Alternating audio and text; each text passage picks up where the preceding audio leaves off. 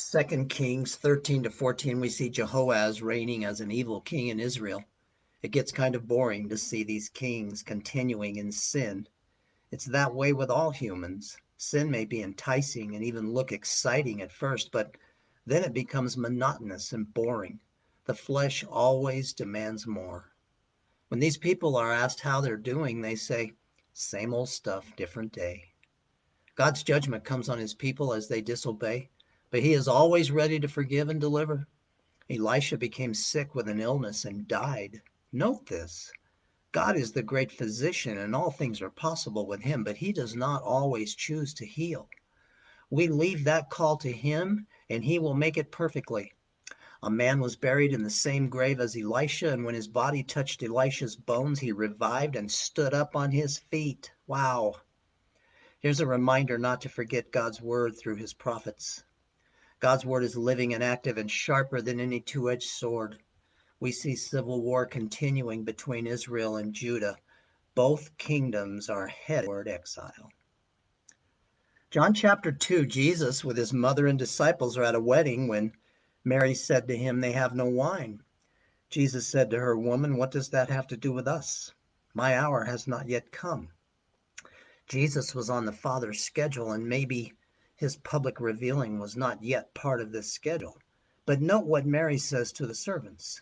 Whatever he says to you, do it. Now that's some pretty good advice for each one of us.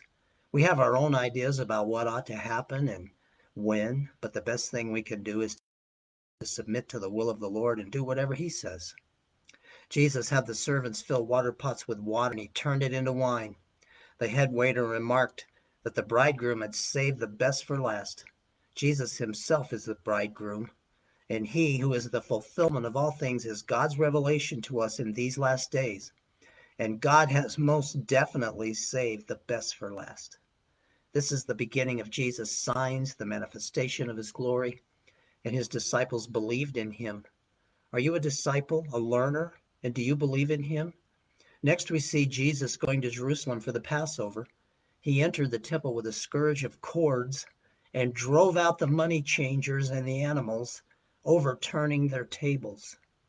He said, take these things away. Stop making my Father's house a place of business.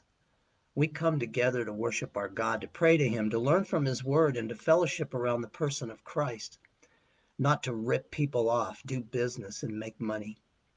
The word of our day is tolerate. Notice that Jesus does not tolerate this, and there are some things we should not tolerate either.